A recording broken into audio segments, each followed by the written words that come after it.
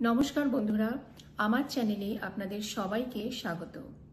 খুব সহজে ঘরোয়া উপকরণ দিয়ে ট্র্যাডিশনাল রেসিপির সাথে সাথে দেশ বিদেশের বিভিন্ন রেসিপি কিভাবে তৈরি করা যায় সেটাই আমি চেষ্টা করি আমার এই চ্যানেলের মাধ্যমে আপনাদের কাছে তুলে ধরতে।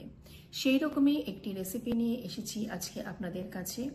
যদি রেসিপিটি আপনাদের ভালো লাগে তাহলে অবশ্যই লাইক কমেন্ট করে দেবেন। আর যদি আমার চ্যানেলের বাকি রেসিপিগুলো আপনাদের পছন্দ হয় তাহলে চ্যানেলটিকে অবশ্যই সাবস্ক্রাইব করে বেল বাটনটিকে প্রেস করে দেবেন, তাহলে যখনই আমি রেসিপি আপলোড করব আপনাদের কাছে নোটিফিকেশন পৌঁছে যাবে। তাহলে চলুন সময় নষ্ট না করে যাওয়া যাক আজকের রেসিপিতে। আজকে আপনাদের জন্য নিয়ে এসেছি চিকেন আফগানির রেসিপি। প্রথমে একটা মিক্সার গ্রাইন্ডারে আদা, কাঁচা লঙ্কা, রসুন নিয়ে নেব। নিয়ে ভালো করে একটা পেস্ট তৈরি করে নেব।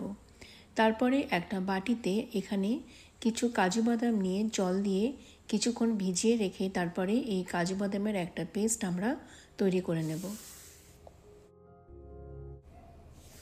এবারে একটা বড় বাটিতে দই আর ফ্রেশ ক্রিম নেব। ফ্রেশ ক্রিম না থাকলে আপনারা দুধের শটটাও ব্যবহার করতে পারেন।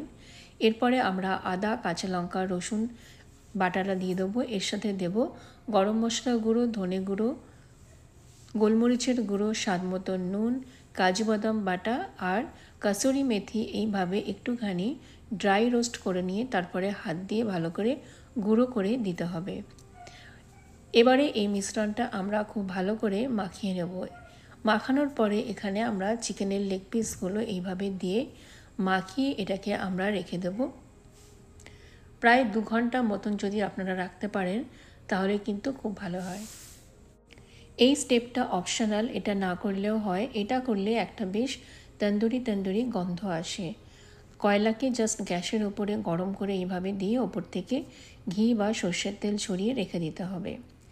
এবারে আমরা একটা ফ্রাইং প্যানে ঘি দিয়ে, ঘিটা ভালো করে গরম হলে চিকেনের লেগ পিসগুলোকে এইভাবে দিয়ে দেব। মাঝারি আছে খুব ভালো করে দুটো পিঠ ভেজে নিতে হবে। যখন ভালোভাবে ভাজা হয়ে যাবে তখন আমাদের ম্যারিনেশনের যে গ্রেভিটা আছে সেটাকে দিয়ে দিতে হবে। একটুখানি জল দিয়ে ভালো করে বাটিটা ধুয়ে আমরা সেই জলটা দিয়ে দেব। এরপরে আমরা মাঝারি আঁচে এটাকে রান্না হতে দেব যতক্ষণ না পর্যন্ত গ্রেভিটা একটুখানি শুকিয়ে আসছে। যখন গ্রেভি শুকিয়ে আসবে তখন আমরা এর মধ্যে একটু মাখন দিয়ে দেব। তৈরি হয়ে গেল আমাদের চিকেন আফগানি। কেমন লাগলো অবশ্যই জানাবেন। এখানে আমি লেগ পিস ব্যবহার করেছি, আপনারা ইচ্ছা করলে কিন্তু যে কোনো কাট বা বোনলেস চিকেনও আপনারা ব্যবহার করতে পারেন।